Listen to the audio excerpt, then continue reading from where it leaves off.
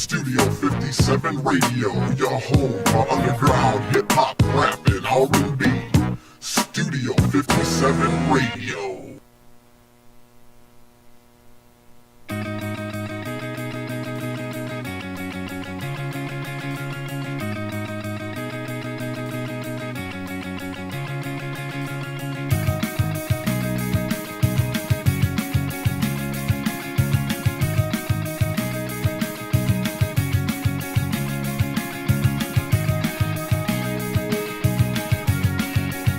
Uh-oh, what do we have here?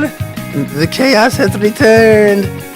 Oh, yes, it is about to get crazy up in here. Crazy up in here. I hope you are ready. The Rebels are back. I hope you guys are ready because it is going to be on and popping. You already know I'm going to be heated. I'm going to talk some NCAA football. Well, kinda. And hey, did MLB dodge a catastrophe? Yeah, maybe. But like we always say here at DSR2, your bubble ain't a bubble if it ain't a bubble. So, I'm about to pop your bubble, and we're going to do what we do at DSR2. I am Scrappy, and here is your host, Johnny, the Moose. Hey, we are back here for another edition of DSR2. It is our last show of the month of October. Halloween is just around the corner, and we got a new World Series champion, your LA Dodgers, winning in 6. And dodging a bullet there with because of Justin Turner. Oh, man. I'm going to tell you, there's a lot of dodging going on here. We'll get into it. It was interesting couple of games since we were on the air last. Yes. So we got that going on. Also, we got our first cancellation of the Big Ten season. Also, we'll get into that. Michigan at least started the season on their state. I don't know what they're doing because losing to Rutgers. Oh, that's amazing. They were talking about that's amazing. On there. So we got that. Also, we got the NFL on there. Week 7 on there. We had some really good games there and really an awesome game to watch and it's really entertaining on Sunday night. So we'll get into that as well. And the land of the upsets in the NFL. Land of the upsets. And Khabib wins his 29th straight and calls it a day. Dude, you can hardly blame the guy. He's done pretty much all there is to do in MMA. He can retire the GOAT. Him and Gaethje, it was basically kind of what I figured for the most part. But, I mean, what is it for him to do? He's beat everybody. He's beat everybody. And it was pretty dominant performance. And he had, his dad was his trainer and mentor and the whole 9 yards. And he had passed away. And this was his first, last, and only fight without his dad. He made a promise to his mom that he would not fight without Dad. I think Dad was there. Yeah. I would have to say. But he, I don't know what to say. I mean, he's a beast, man. I mean, he's just absolutely a beast. Gaethje's no joke. He did it beat slouch, and he's destroyed everybody in front of him. And, I mean, even the Conor fight, I mean. He dominated. Yeah, I mean, he just completely dominated. As much as Conor wanted to no-sell everything and try to storm it through, he just got outclassed in every aspect of the game. And he does it to everybody. He's not going to jump weight classes. He's not going to become a heavyweight or something. No. So there's nowhere for him. And, if he's got his paydays in and he's happy and satisfied where he's at and he can do what he needs to do and he's satisfied with his career, dude, that is the way to fucking go. Who doesn't want to go out on undefeated? Right. I mean, yeah. I mean, you're undefeated. You go on top. Like, listen, I'm 30 years old. You know what? I'm at the pinnacle. I'm done. I'm walking away. And I could because again, as he says, his father was everything to him. Right. And it's like I don't want to do this without him. Right. I'm done. Yeah. And it's one of those things when you lose the passion for it. When you've physically given all you can give to it. When you emotionally give all you can give to something. There is an inner peace that kind of comes over you when you reside to the fact that that's it. I've given all I'm going to give. And, he'd never tap out in the cage, but it's all right to, like, not do stuff and to change and to do things. So this isn't a tap out, so to speak. It's just a, hey, moving on. I'm moving on. There's other things that I think would be more that he could do that maybe he feels he could be more productive in his life from a personal standpoint, and maybe that's what he would like to do. So let him do those things. Yeah, whatever the only one that Anya was. But I mean, everybody within earshot, everybody that walks around on two fucking legs wants to be undefeated in life. They want to leave on top, and they want to leave under their terms with everything intact. So, yeah, like, I feel bad. I mean, no one wants to, it was a COVID-19 situation with his father, so unexpected, and so I understand that's really, like, horribly painful, I'm sure, for him. But to be able to wrap it up this way is one hell of a consolation, and I'm sure, Dad approves. So, and even if he wanted to continue, I'm sure that would be fine too. But I can understand for why not. Now I see haters out there, Favre, and all these other cats that go out and play the games right after and don't leave their sport and this and that and the other. Those guys don't go out there and battle like that. I know we use those terms when we talk about sports, but when you get into combat sports, it's a different world. When you are one-on-one with an individual, your will against my will, and who's going to be broken, and taking those kinds of meetings and putting that kind of toll on your body from a training, regimen and all that stuff that goes into being a great fighter. Like there's a point where especially his training regimen is like something that's like unheard of, insane. Why he's 29 and fucking 0? I mean, dude, it's swimming in a frozen river against the current and shit. Right. Yo. What up, Canada Mike? Thank you. We are officially international on this episode of DSR2, guys. Get in on the conversation as you want. Did you guys take the pay-per-view in or not? I love the UFC. I didn't catch the fight live, but I did catch it on the flip.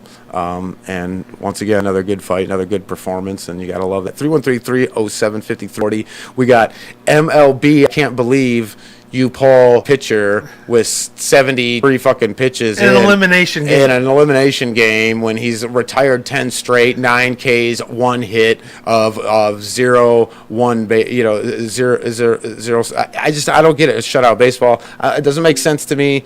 Analytics this, analytics that, analytics up your ass. If you're a Dodgers fan, send your thank you cards to the skipper because he's taking them because he either won a Game 7 situation.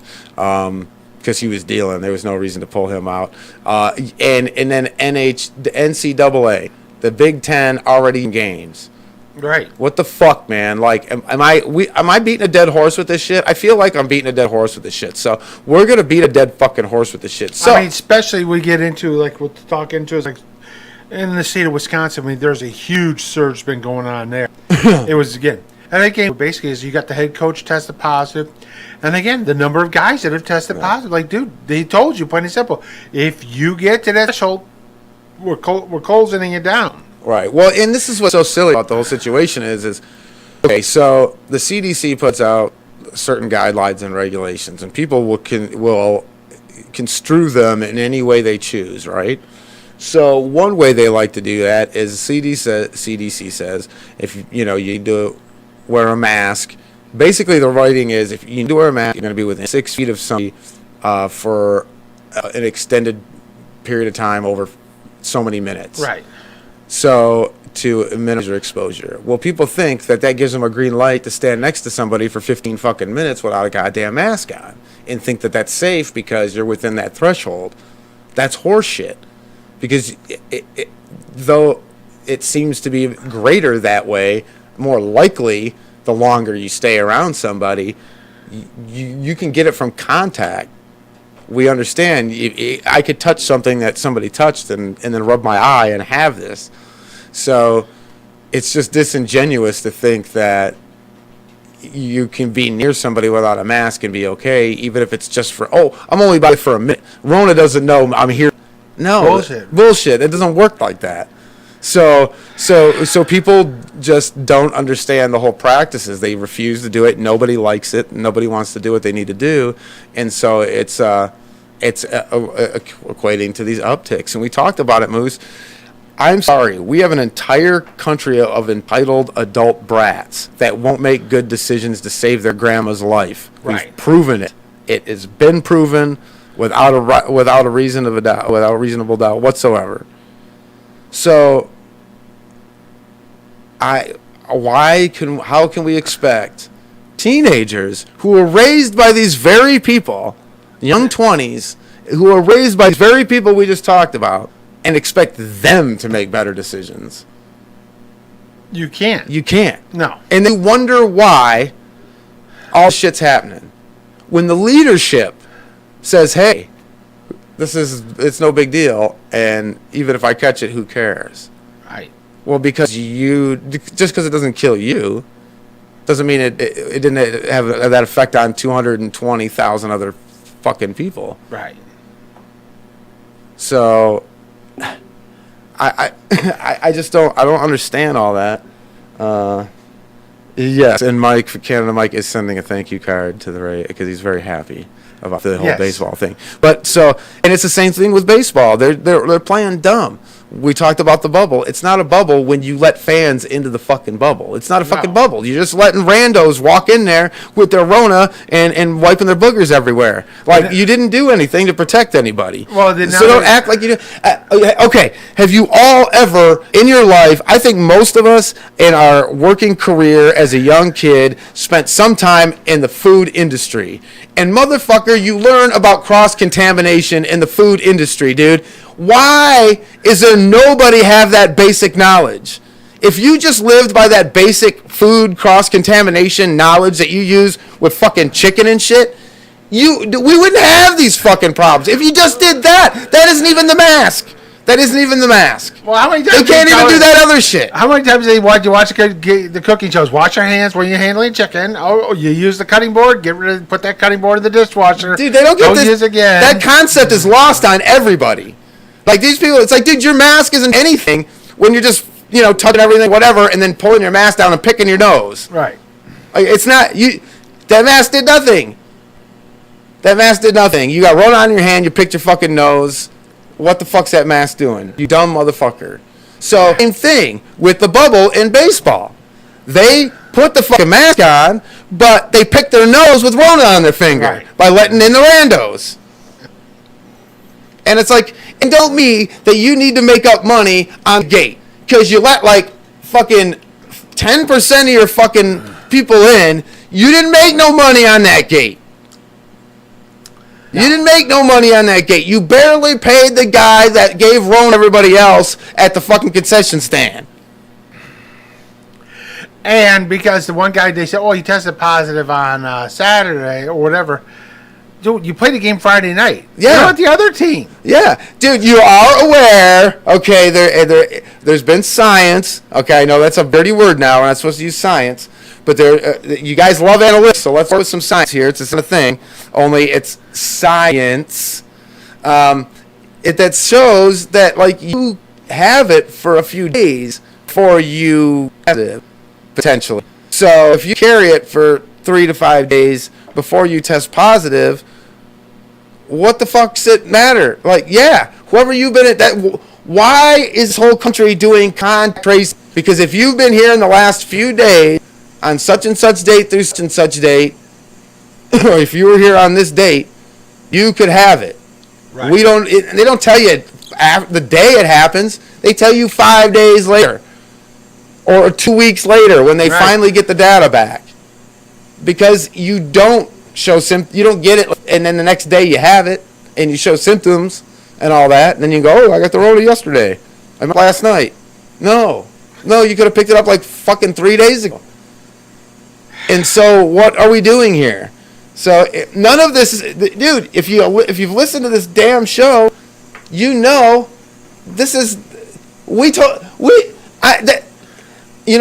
got the Scrappy Damas because of one fucking Super Bowl prediction that we made in this at this fucking show, okay?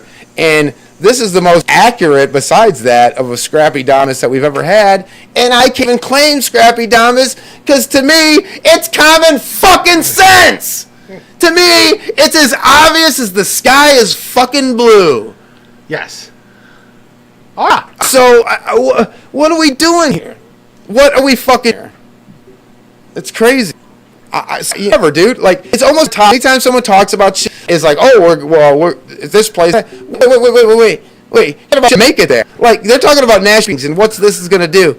Shut the fuck up. When it comes to college, you're not getting there. We talked about this last week. I mean, Paul's a base positive, so he's gone for the week. Plain and simple. That's what they said in the Big Ten. But in the SEC, well, we can test it, so it doesn't matter on it. We can get Nick Saban in there on the sidelines 3 days after he tests positive. Because, well, he tested negative again. Right.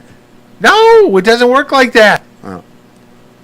You don't get negative tests. Where's the two? Right. Back to back. Yeah. Oh, I know. And they're not, I mean, I'm just saying, they do stuff for optic purposes, but don't understand that because there's no logic in what you're doing, the optics aren't there either. Right. And you know what I'm saying? Anybody with a brain, anyway. But most people don't care. They're in the same boat that we typically are, just entertain me. And when we're talking about the pros, I'll go that route. I'll go, you know what? Whatever. They're adults making adult decisions and they're getting paid. Yeah, but when you start talking about NCAA, these cats ain't getting fucking paid, man. And they don't know the gravity of what's going on. They're following ignorant leadership and adults that are making bad decisions for themselves. And you know what? I'm with you, Mike. Canada Mike's talking about how scared they are up in Canada that, like, the Raptors won't have a place to go or be because of the way the situation is. And I got news for everybody that when you have this kind of thing going on, your Raptors will have a home. It'll be in a bubble because you're part of the NBA, so you're not all your whole Raptor team's going to end up over here during whatever bubble they have, because guess what? It's the only way they can play the game safely. Right. It's already been proven. The NHL, and guys, you know it more than anybody in Canada. Y'all did the NHL up there. In the bubble. In the fucking bubble. The two bubbles, but it was the bubble. Right, and we did the bubble here with the NBA, and it was in the middle of Rona Central, and it worked. Right. With the exception of one dumbass fucking trip for chicken. They must have been really good wings. Well, you know. They were at the strip club. And those wings were actually named after him. You know what I'm saying? I mean, they're named after your boy. They better be good. What the fuck? But anyway. For wings. Wasn't even a New York strip or filet. It was wings. You're telling me they put $80 billion into that bubble and they couldn't get you wings as good as what you got there? You couldn't have that cat from Schoolcraft come down there and make you some wings that would blow your mind? You rake in millions on guaranteed That was bonus. before he brought down, like, dude, you can't go, but we're going to bring a cat and make some wings for you. I was about to say. And Lou Williams didn't go to the strip club after. He's like, damn, maybe these are some damn good wings he's making. I heard guys talking about they love the chicken there. So, like, and if not, I'm pretty sure even if you just had to throw a few $100s at one of the strippers like you normally would, you could get it fucking dropped off topless at that motherfucker if you wanted it. Don't give me that shit. That place would be glad to deliver you your signature wings with some titties. I'm just saying. No DoorDash for the wings from the strip club? No, you don't need the DoorDash. You got HoreDash. You just fucking send the strippers, man. You got fucking HoreDash. Fuck that. Trademarked right here, baby. I'm doing it. Topless food delivery. HoreDash. HoreDash. You know, and they might be questionable. They might do something for extra money. I don't know. That's not my business about that. But they are working. That's my tagline. They are working their way through med school. They all are. They're all working their way through med school or law school. Yes, and not any one of them has ever graduated. I don't think any of them could pass an SAT. No, they could get the 720. And they had spell SAT. And all you got to do to get a 720 is spell your name right. And what's my name? Cinnamon? That's your stage name. That's your hooker name. Unless you're my buddy's ex-girlfriend whose name is Summer Money, and then they go, no, really, that's my name. It's not my stripper name. I used to fuck with her all the time. Are you going to be a stripper? No. And I'm like, well, your mama thinks you are. I mean, I don't know what to say. She named you Summer Money. Yeah. That's not good. If I have got a last name like Money, I sure as fuck ain't putting Summer on my daughter's name. That's some crazy. Anyway, I love you, Summer, if you're listening. I know you're not. But I mean, yeah, it was actually a pretty good series on there with the Rays and that. I mean, we seen the coming out party with that. I'm going to butcher his name. Hashtag Hordash Canada. Arozarena. Randy Arozarena had 9 home runs. Ridiculous wise. 13. I mean, again, he had 27 hits. I mean, dude. And again, I thought he hit a home run last night too. I'm like, I gotta give him the again, even though they lost it under the MVP, and they give it to fucking Seager, who really did nothing in Game 6 to win him the damn MVP. All right, we got a lot on the. At least Mookie got us. Right, exactly, and you can cash in on those today. I thought, right? Yeah. Okay. So that's where we'll go after whipping around all else. Let's go the World Series. You had a great game, forcing it to get to the scenario. I think you had a pretty good World Series. It was successful from a fan view standpoint. Easy for me to say. But beyond that, I don't know that this win for MLB. Especially the optics of what happened yesterday. Well, see, that's kind of what overtakes a story, right? We should all be talking about what was the first time since 80-something, 88 or 80, whatever, since the Dodgers. 88, yeah. 88. And that was because Oakland choked and Gibby hit the home run. Right. They've been in it per one. They've had multiple chances, so they really. Excuse me, the pressure was on them to get it. They cash in. Fans are loving it. I know our boy Canada Mike is digging it, and others. So they get in the whole 9 yards, and we should be talking about that. But unfortunately, I feel Dodger fans are getting slighted because we're talking about how you were pulling a fucking pitcher that was dealing, and then how they fucking went out there and Ronified the whole fucking team. Right. So it's like from an MLB standpoint. This is an unmitigated disaster because you tried to play the fucking games and you had that whole mess with games. You finally get everybody caught up and figured out and you kind of work that whole fucking nightmare. Then you put this false bravado about this fucking putting out there that isn't really a fucking bubble. And then you guys just all spit in each other's mouth and pass Rona around like fucking chicken pox in the fucking 70s. Exactly. It's the dumbest shit I've ever fucking seen. Honest, and they're going to go on there. There's going to definitely be some ramifications there. There's got to be some ramifications for the Dodgers and Justin Turner coming back when they told him, you need to leave the stadium. And he didn't leave, and he comes back out on there. Dude, then, if you're popping guys 40 games, 8 for PEDs, dude, this guy basically brought infectious disease that's killed almost 250,000 people. Dude, guess what? You're gone for a quarter of the season next year on their minute. I mean... to me, there's just so many different things that once again, it's just about the optics. It's they're just doing stuff to try to appease, everybody else and not actually do things for safety purposes. And I'll never understand it. And then when we know what works over and over and over and over again, we know what doesn't fucking work. We see it all the time. We Sturgis rally. We saw it with the White House bullshit. You see it with the sports when they don't do the fucking bubbles. You see it when kids go back to school. They go on campus. You see it when people get back in the workforce and they don't want to do what they fucking do. When you look at certain regions and politicizing shit, you're seeing all that shit fucking fire up, whatever. Dude, we know what needs to be done, but refuse to fucking do it. If you can't get everybody on board, dude, this is what's going to happen. So story is always this. As long as this shit's still around here and we're acting like fucking idiots about it, this is always going to supersede what we're watching. Because in the end, what story's lingering? This is the only story that's lingering, right? You know what I mean? Guess what? LA fans, if you're in LA, you deserve 2 championships inside a fucking month because the world is burning to the fucking ground. Right. You probably woke up with 6 inches of ashes on your fucking car this morning. So I ain't even mad at the LA fan, even though typically we rip the LA fan for being the absentee fucking bullshit fan, right? Yeah, but for the most part. But hey, y'all deserve this shit. Y'all can have it. I ain't mad at you. Soak it up. Enjoy it because goddamn, you are literally in the center of, hellfire and brimstone. You're ground center of the apocalypse. I mean, you're in the Undertaker's bathroom or something. It's horrid. So I get it. You're in an ice bath on there, and look on the mirror, and it's like we took one of your kidneys. It's just I'm not mad. I'm not going to go that route. I'm cool with LA. And hopefully down the line when we wraps here, the Babe will have 2 parades for you guys. Right, right. Or just one big massive party parade on there. Yeah, with both together, amazing. Yeah. And that'd be Who really won this one? Magic Johnson. He got a World Series trophy in a ring because he part ownership. Yeah, he got rings in a month. Well, and think about it. That'll never happen again. You'll never have 2 championships in the same city that close together. Well, actually, if Tampa would have won.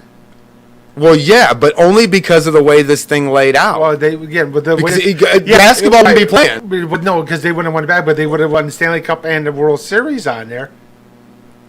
Well, doesn't the Stanley Cup end when the NBA season ends? Normally, but yeah. So they would not normally ever be close enough to be like that. Yeah, you'll never get. You will never. That is who knows now with the damn the way Tampa get it. Football. Yeah.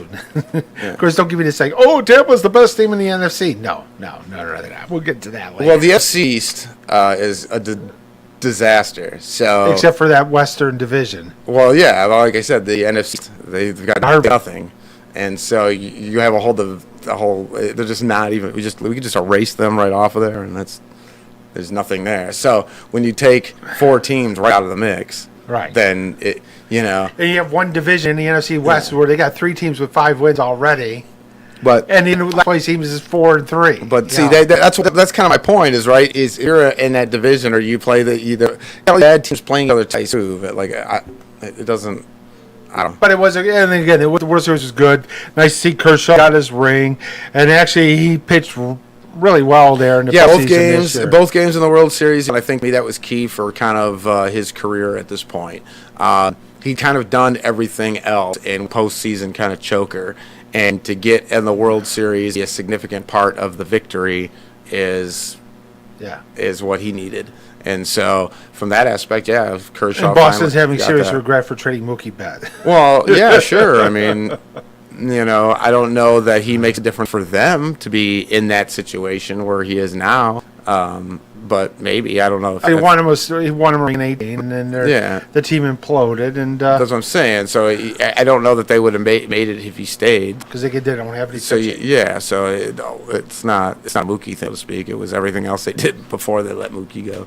I actually should be happy that Mookie, who brought a World Series championship to that team and played well there, went somewhere else and did well. It's kind of like when you see someone that you like on your team, they get blown up, the team gets blown up, they're the only one left. It's like, you know what, just let them go somewhere and win. I Barry it cut loose. I didn't want to retire. No. Fucking trade that motherfucker so he doesn't retire. And trade him and let him go win a ring. Right. Yeah, let him win a championship. If Barry would have ran behind that Dallas line on there, dude, he would have had 18,000. If he ran a line. Well, yeah. You know what I mean? He had a decent line. One guy getting paralyzed and he's mowed his lawn. Right. So crazy. Yeah, but if Barry would have ran behind that line that Emmett ran behind, shit. Right. Shit. But today's Cowboys ain't the same old Cowboys now. Yes. Offensive line is they're all out there in crutches. Fucking. Mike McCarthy a one and doneer. Only that team looks like they quit on him. Only because it's Jerry Jones, right? Because he's crazy. That's the only reason we can have this conversation. Do I think he's a one and doneer? I would normally, even with Jerry Jones, say probably not. But Jerry Jones is melting down. He's breaking down already. I mean, he was on the radio after the game Tuesday, where he was on national radio there in Dallas and does a talk show. Who the fuck does that as a GM or owner? Nobody. And he is so bad out of shape. He told the guy who's co-hosting the show that actually hosts the show for him. He told him to shut up so he can answer the question. He's melting down, and they later apologize for it, but losing it. So you put all those together, that's a legitimate. Could he be one and done? Without those elements of, like you said, it feels like the team's quitting on him. Crazy Jerry Jones, and the fact that Jerry's melting down because every time he even sniffs an opportunity of having a team that can compete for a championship, it all blows up in his face. If those 3 elements aren't there, this isn't a conversation. But with all 3 elements there, dude, that's such a combustible combination that not only could he be fucking one and done, he could be shit canned halfway through his tenure and be one of the shortest tenured coaches in the history of the NFL. I mean, you can That see wasn't this, in a room. You can see this team quit the moment, basically, and we see it. But the moment freaking Dalton gets freaking blasted on a dirty yacht, they didn't care. They're like, oh, whatever. Well, to me, that isn't the moment that they quit.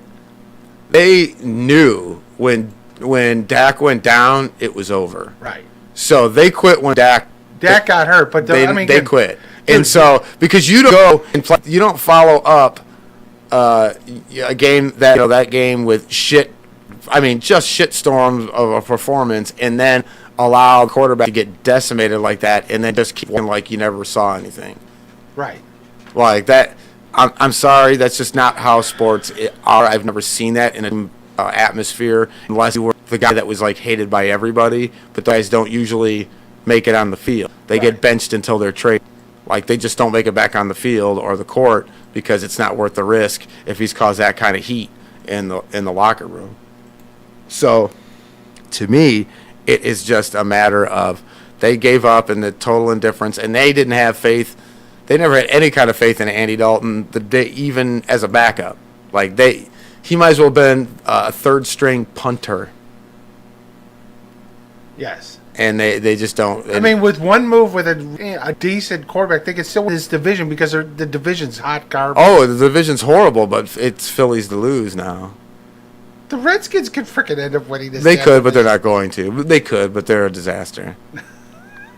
It'll be in the end. Philly has the most experience and the most balanced, best team out of the bunch. When you look at quarterback play and you look at head coaching, and not that he's a great head coach, but he has won a Super Bowl. I mean, regardless, how if they won because of him or spite of him, it doesn't matter. So I would see more to take that. There's to lose in a division that you can 7, 8 games and get in. Yes. Maybe 6 if it keeps going this way. The way it's going to be 6 or 7 wins. You're going to see a team a 6, say, wins is like 9 in because they got the tie. Right. And then somebody ends up with a 9 and 7 or 10 or say a 10 and 6 and doesn't get in. Or like 11-5. 11-5. Like an 11-5 team that didn't get in with Matt Castle led team. Just saying. And speaking of that team, what the fuck's up with Cam Newton? Holy Jesus. That guy's horrible. Like, I've never seen him play this bad. But it's also I'm not a Cam Newton fan, but he's not that. It's also, too, is look what he did the first games before he got the COVID, and then afterwards, again, as we said, it could be that COVID fog. We don't know what's the extent. I mean, I believe that there's definitely part of that, but, like, why can't he run now? He may not be fully recovered from COVID. That's a scary thought. A guy in that kind of condition that is not ready to play because of the COVID or not recovered early enough, but they're putting him out. Right. What's that say about that? Why do they even have Stidham and these other guys? Yeah, I mean, I would just start Stidham and see what happens and go from there. Yeah, I mean, well, if you're not willing to at least try it, then why even have him? Why aren't you looking for a suitable back? Because especially in a COVID year. It's not necessarily like you want to replace Cam, but he's already been down for the COVID count once. So maybe you think you're clear here or out, but why would that be a contingency scenario? Like, I'd want to have somebody. It's the same thing. Stafford gets it, and the Lions are. I mean, they're even more hot garbage than they are now. And granted, they won, but Atlanta did their Atlanta. So let's not get it twisted. I mean, that was the biggest fucking debacle joke of a fucking thing I've ever seen in my life. I turned it off and said, the hell with it. I'm just on there. I'm like, the moment he got the first down on, I'm like, oh, this is it. They're just going to take a knee. Oh, sure. Yeah. You let them use it on there, and they're going to run it out. Yeah. I mean, they're on there like the 10-yard line. No, they decide to run it, and the Lions are like, fuck it. Ole? Well, and it's funny. We're going to try, but we're really not going to try and let them score. And it's funny because then my man can't even stop. And no one's near him, and he can't even, like, stop and just fall on the ground. Right. He tried, but he just couldn't stop, and it just kind of made me laugh because that was just like I mean, cue the clown music. Stupid. Couldn't stop, and then Daniel Jones has an 80-yarder, and he basically the crowd just going Yeah, I know. Oh God, that was funny. The turf monster guy fucking ran himself out of his own shoes. It's fucking dumber than shit. It's like when a baby first learns how to walk. It's heavier than the rest of their body, and it just leads where they go until they fucking crash and burn. But I don't know, man. I just whatever. I think you should have. You would think that they would. I don't know, whatever. But Cam's a mess. All this stuff. I don't even know how we're gonna get through this thing this season with stuff they got going on. Because well, they said is today is if there's another delay and they have to extend the regular season on there a game, they're just gonna take a bye week between the conference championships and the Super Bowl. There won't be that bye week. They're just gonna. Now they announced too that they're gonna allow 20,000 fans into the stands there for the Super Bowl. right. Well, my whole. And we'll put dividers there again. Why? Well, again, first of all, if I ever won tickets to the Super Bowl, I'm selling them suckers because I'm watching I'll sell that, get some serious money, buy me a 75-inch 4K TV, and I'm watching it on that. I am not going to the COVID Bowl. No. Nobody will be adhering to what they need, and that will be a fucking another spreader event, just like everything else that we've done so far. And who knows if New Orleans will be there because they're only getting their 80th hurricane of the season already. Well, that's my whole take. They should not. They should just, New Orleans should be a like a watering hole. It should just be like, just have like little floating docks there waiting for the place to fill up, and then you can just come there and like fish and stuff, like twice a year. It's only like the fourth hurricane on there. It's like a Category 2. It's kind of been swept right by the area. This one got dead bullseye added. But you had two that went to the west, one went to the east. It's like, Jesus. Whatever. You live in a bowl. I'm sorry. And it's up below sea level. Yeah, that's what I'm saying. You live in a giant bowl, and you're right there in Hurricane Town. Right. Same thing with Houston. It's all this cement. You had all this ground, but it's the size of the city so big, and there's so much cement. Well, water can't go anywhere except float around on the cement. Well, that's how most cities are, and I get all that. But when you're geographically shaped like a bowl, right, and you're down in here, and you're right in the it's not gonna be good. Next to a major waterway under it. Yeah, I mean, I love all the people down there, and it's great and all that, and the whole diversity of ethnicity and all the crazy stuff. It's fun, and I get it. But, great place to visit. Yes. Horrible place to live. But it's been crazy. I mean, as we said, this year the NFL's been there. I mean, we'll look at the Giants, Eagles. I mean, the Eagles win that one, but it's the Giants, and Daniel Jones end up basically getting bit by the turf monster. And that's fucking funny. I don't know why that got, but you get paid millions of dollars to be an athlete, and you do the most unathletic shit I've ever seen in the history of humans. I mean, it's just. Well, then we got that, but then you got the reverse on there because then you got basically. Well, that didn't look very athletic either. Was on there, but then you had the reverse on there. You had Buda Baker doing things he's got a sick. Right. He's gone. He gets chased by this absolutely superhuman freak and DK Metcalf, who's like 15 yards behind him. I know. And he just chases him down. He even said, "How the fuck did he catch me?" He's like running. He looks up the screen like, "What the fuck?" Yeah. You can hear it because there's nobody really in the stadium. Somebody posted on there like DK Metcalf should be in Black Panther 2. He doesn't need the damn heart-shaped herb. He's already got it. This is God. Somebody that's that big just runs like that fast. It's just not right. It isn't. You gotta love that too. It's like anybody else was it? No, fuck it. He's got on there. No, fuck that. I'm gonna chase his ass down and tackle him. Okay, and they did score on that pick because he went for it on fourth down instead of kicking the field goal. Right. Again, almost bites you in the ass. Don't leave points on the field. No, you can't. Because it was in the second quarter. Kick the field goal and go on. Yeah. It's just too often. I know the odds are and this and that and the other, but it feels like too often in a tight game. You don't do that. The only reason you won that game because fucking Russell Wilson threw 3 picks. Right, which he doesn't. That's uncharacteristic. So yeah, you don't. And didn't he throw a pick 6? Right? No, he didn't. He almost did. He almost did. Yeah. So And dude, he's balling. I mean, I'm watching this game. I'm like, okay, fuck that. I can't go to bed. I gotta watch this game. This game was like freaking great, back and forth on there. And it's like, dude, Kyler Murray's balling too. And it's like, holy shit. Yeah, but he's against probably the worst passing defense in the league. That's why they made a trade and they got Carlos Dunlop today from on there. Because that pass defense is horrid. What are they, like 28th or something like that? Terrible. I mean, it's everybody looks good against that. I mean, the one thing is Patrick Peterson did shut down DK Metcalf on there because he only had touchdowns for nothing. But the problem is nobody was covering Tyler Lockett because he had 15 receptions for 200 yards. Mm-hmm. Yep. It was a fun game to watch. Yeah. On there, and it just... Yeah, there's some good games this weekend. Overtime, and you got everything this week, I think. Upsets, good games, back and forth. Yeah, I think you got some... you got the come from behind. Yep. Browns come from behind, beat the Bengals. Yeah. Odell Beckham Jr. is gone for the year. Yep. Probably done in Cleveland. I don't think they'll bring him back. Dude, for me, I feel like he's one of those guys that just... Addition by subtraction. Yeah, I just don't see... I don't know where he gets picked up again. It's the same thing with the Antonio Brown shit. Everybody's like, oh, well, he's going to go to Tampa. Dude, he may not make it to Tampa. I know y'all think he's going to go there and whatever, but... He hasn't played in how many years? He's a fucking head case. He may never make it on the field. And he really shouldn't. He doesn't deserve to be on the. He's done nothing to redeem himself in any way, shape, or form.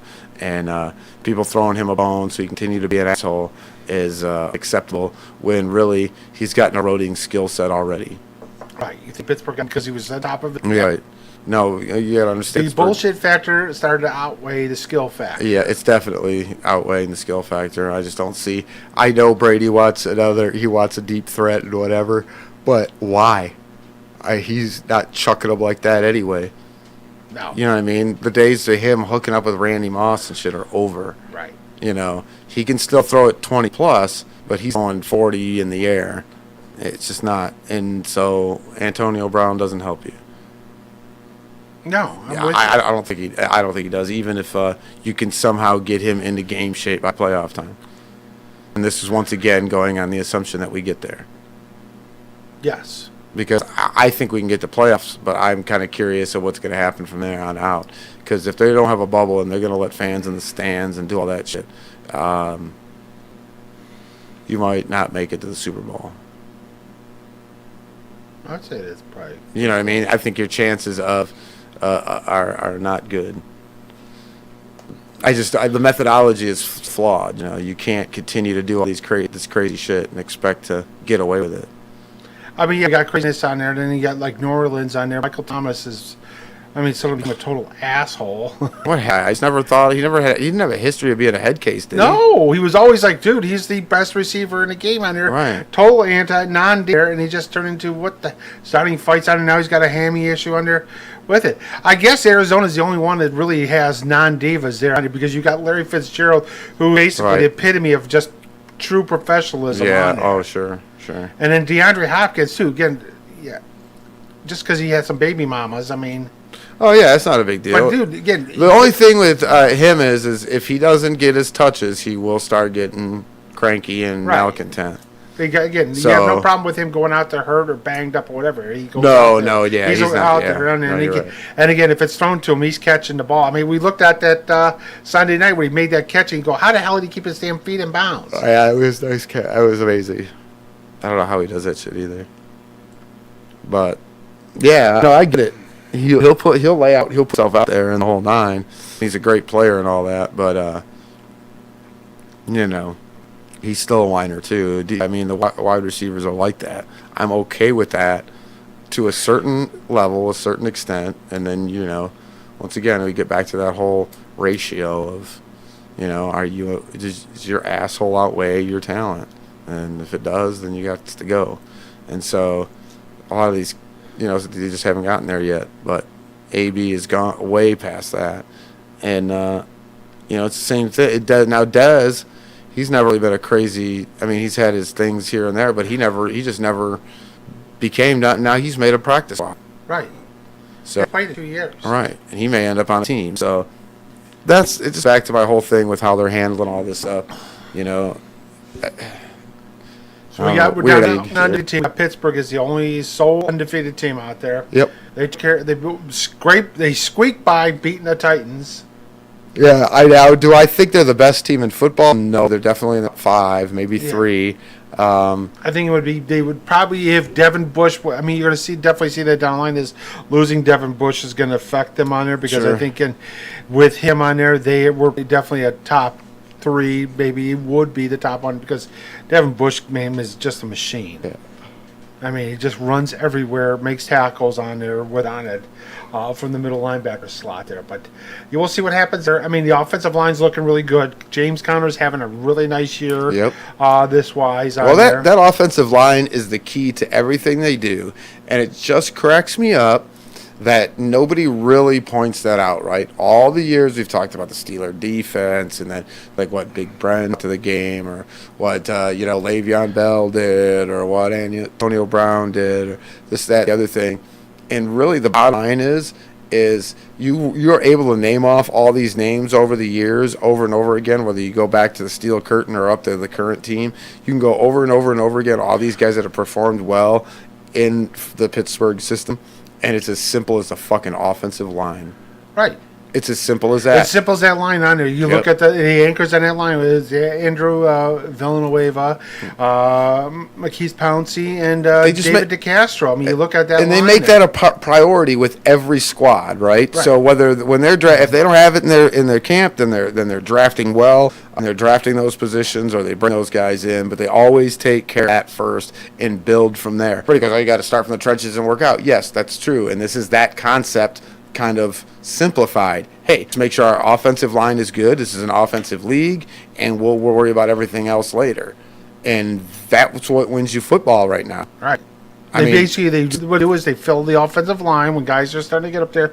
They use high draft picks. Had premier offensive line prospects on there, and the same thing with defense. It's like we're going to basically we have the best linebacking core in the NFL. Right, and in Dallas that's why Jerry was so close to and thought he was so close to a championship, because he's using that same model with the Cowboys until everybody started dropping like flies. And I think Travis Frederick, Tyreman on there, and then you think Zach Martin's getting up there in age a little bit, and Tyler Smith is they're banged up and getting hurt. Yeah. That's what I'm saying. So that offensive line 2-3 years ago is not that anymore. We talked about their window being shut, and once again, it's tied to that offensive line. That's why the whole thing just was mind-boggling to me, because you have the offensive line that's necessary. The reason Dak looked as good as he did is because he had that offensive line. Dak isn't that great. If he's on a team that has a less capable line, you see what happens. Right. He was he wasn't lighting up the world before that. The perfect example is New England. Right. They had the best offensive line in football for pretty much the entire run. Brady. Right. So, I mean, it's just, to me, it's super simple football fundamentals to kind of a dumbed-down science, and they just, like this team here in Detroit, they just neglected that, and if you don't put that first. But Pittsburgh always is on it, and that's why they're a team like that, and that's why they're always, and they're well coached. We talked about it last year, because they didn't have great players on that team last year. No. And they Mike Thomas is still a great coach. And those are the things that they get it done. We just like the other stuff. And again, we said Washington takes care of the Cowboys. We pretty much said that one was that was the upset pick of the week. Yeah. Bet the farm. Packers take care of the Texans on there. Deshaun Watson on there had a nice game, but again, they get lit up there with Devontae Adams and Aaron. Yeah, oh, dude, can he? I don't know if he could throw it to that guy anymore, but I mean, that dude. How many yards did he put up this week? 196 on receptions. Wow. Would have been a great on there, but he was outdone by who again was Tyler Lockett with 15 for 203 touchdowns on there. And again, Deshaun Watson, dude. Why did you resign there? Because again, that team's gonna be a dumpster fire because they don't even have a number 1 this year coming up. They don't even know what they're doing with their whole head coach and GM situation. No. It's a total debacle. I hope he's got an option to get out after next year. I think after next year or 2022, he has an option to say, I'm out of here. He should have. He's that option. It's a year too late. And again, the Buccaneers take care of the Raiders. Raiders' defense is terrible.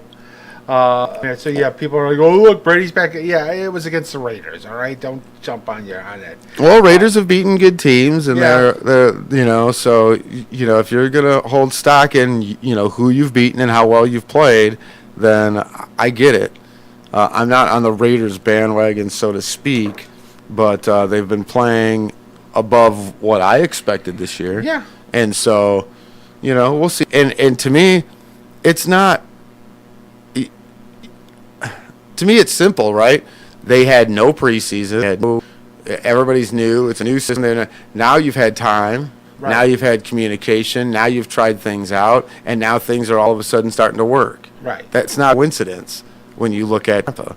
So, going to work. Why are not a seamless transition over there in New England?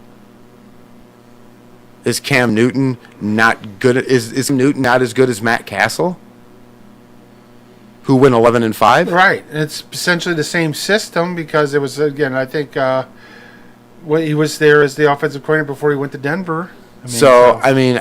My question, is, so like there's a lot more questions yet to be answered this season.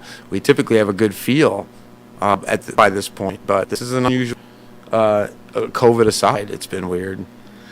Chiefs absolutely dismantled the Broncos there, and again, Mahomes didn't have to be Mahomes. They just basically throttled him from every aspect with it by running the ball, defense, special teams on there. It was an absolute dismantling of the Broncos. I mean, well, the Broncos can't play the Jets every week, so what do you want? I mean, they don't have a quarterback. No. Do they have anybody of note? I mean, Von Miller's injured. There, Melvin Gordon did not a whole lot, but Drew Lock is getting beat up. They said they don't have really much of a defense. So quarterback is not being the answer wise on it. But again, Chiefs took it to them, and they played again. Mahomes didn't have to be Mahomes. They ran it ball. They played great defense. They had like a pick six and they ran all over them. They played defense like fucking crazy, and Mahomes just sat back and enjoyed it. Yeah. Teams I'm surprised he didn't have Coke with little marshmallows in there. 2 weeks in a row that Mahomes didn't have to be Mahomes, and they ended up running the ball and playing great defense. People are going to say, well, let's scheme for the run. And then all of a sudden, it's like, can't see it. It's like, okay, we'll go out 1-2 drives and let that happen. Okay, Mahomes be Mahomes. Boom, boom, boom. Well, that's a great thing, and that's what you have to.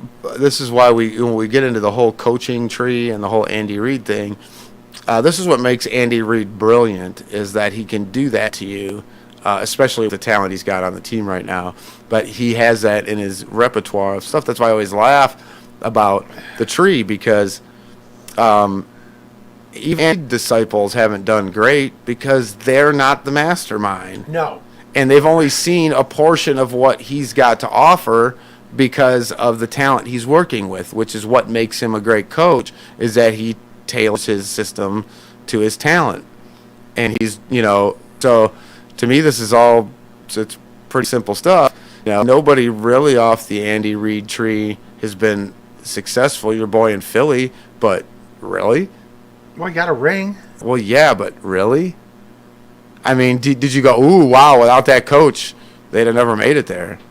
I mean, they weren't even fucking supposed to be there. That wasn't coaching that got them there.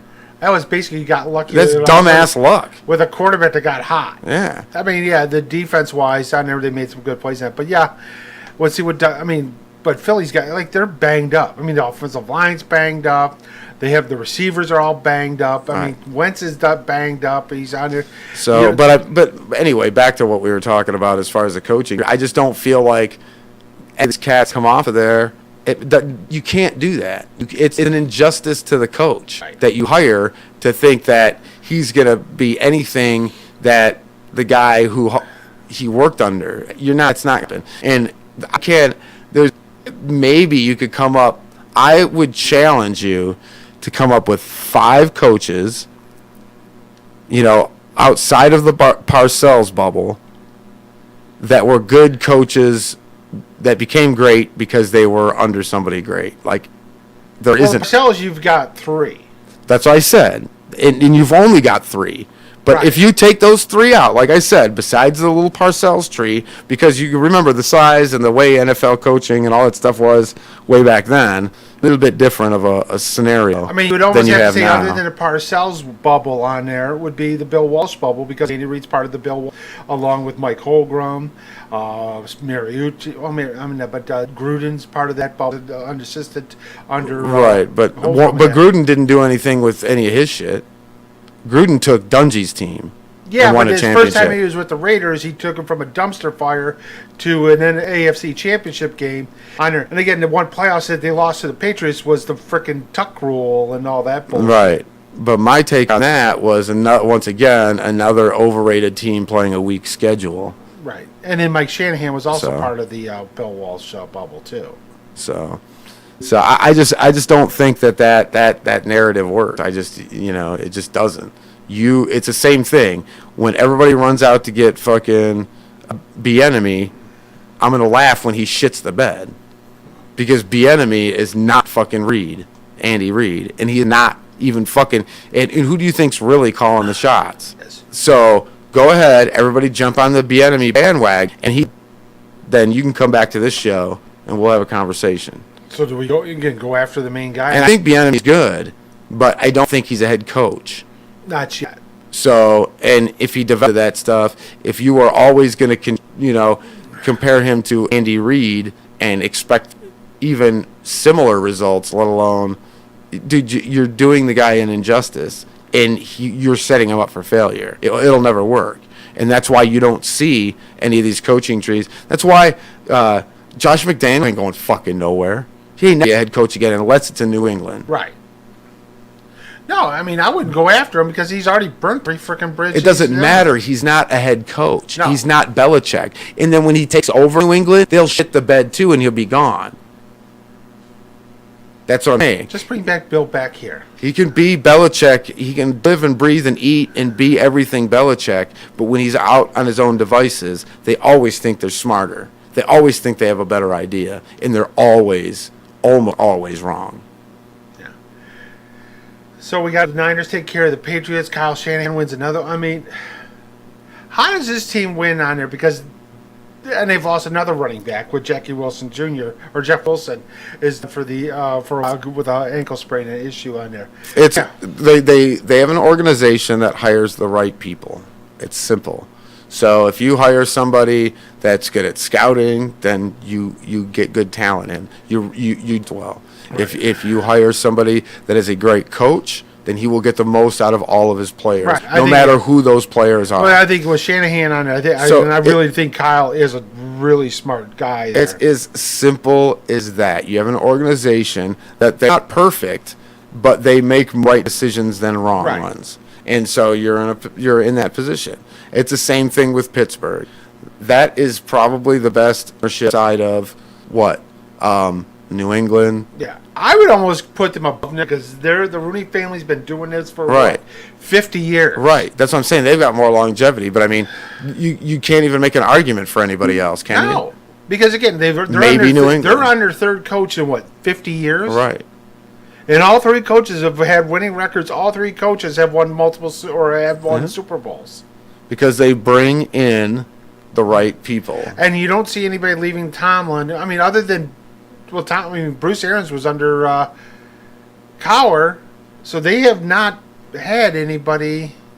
No, Arians was there when Tomlin won his first one. Okay. But yeah, other than that, no one's left to be head coach on here. Right. Haley's was in the middle, but Haley left in New England and went to Kansas City and went back down because he's a head case under. But defensive-wise, I mean, for years it was Bowen, and he was basically left Pittsburgh under Cowher, went to Cincinnati, was mediocre, wasn't terrible, wasn't great, comes to Pittsburgh to run the defense, and look what he did.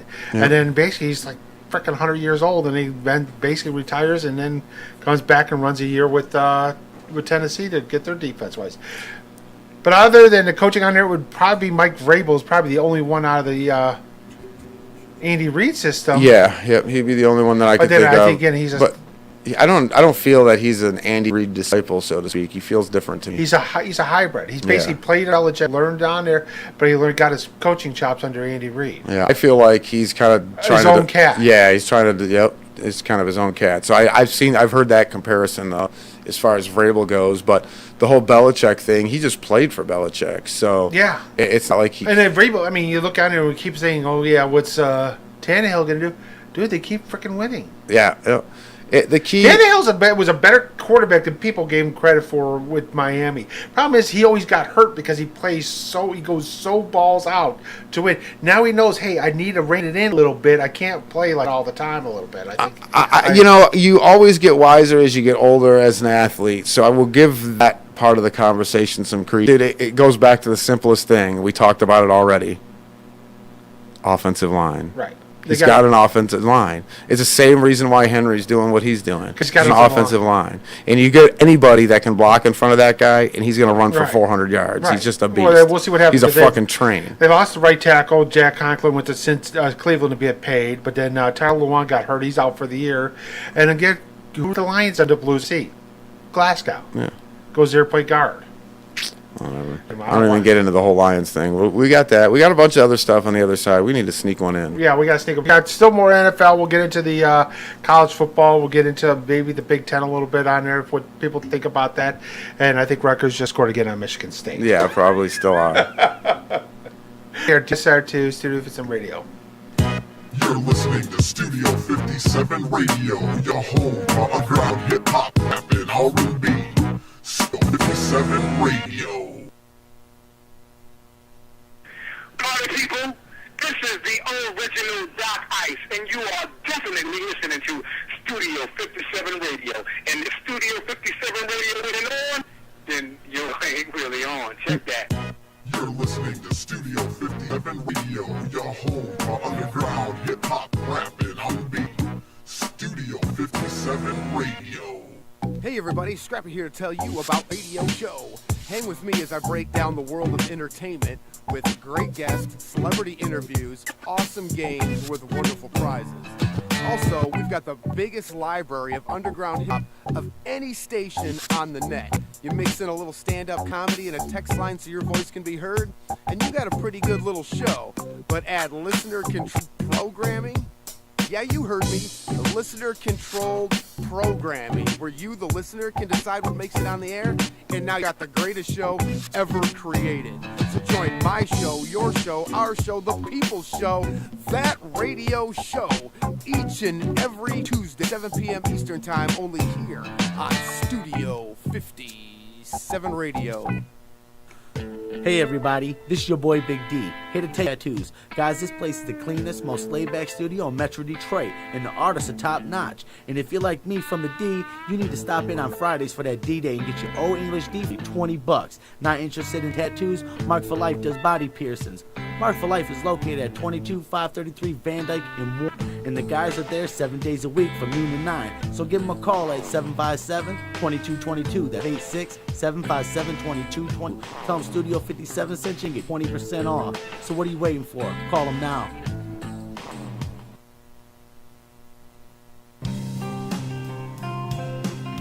Hey everybody, Smokey here to tell you about Allstate.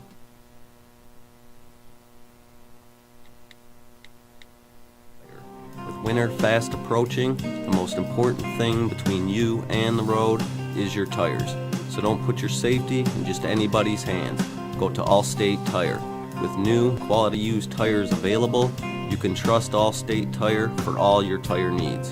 You can visit them at 14208 9 Mile Road in Warren, or give them a call at 58779-8759. Allstate Tire, your source for quality new and used tires.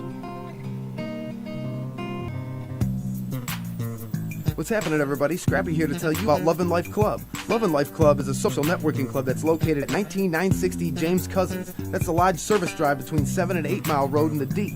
You need to stop in for $5 Fridays for great music, food, and drinks. I personally recommend the chicken. Love and Life Club is also available for rental for bachelor parties, wedding receptions, or any for that matter. For more information, log on www.loveandlifeclub.com. That's loveandlifeclub.com. Call D at 313-999-2824. That's 313-999-2824. That's Love and Life Club. If you're loving life, you need to be in the club.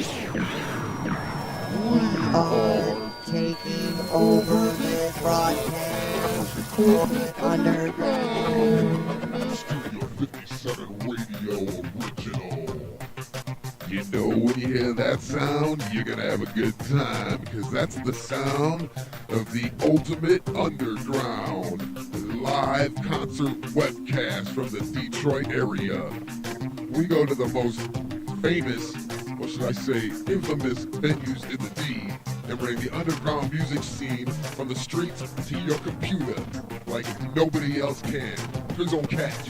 You never know when and where the Ultimate Underground is going to take over a broadcast. So you need to stay tuned to Studio 57 Radio all day, every day, for clues on when and where the next Ultimate Underground may happen. Now, there's no other station on the net that's going to give you this live webcast of some of the hottest artists in the D. That's the Ultimate Underground live on your home for hip-hop, rock and metal, Studio 57 Radio, baby. Goodbye.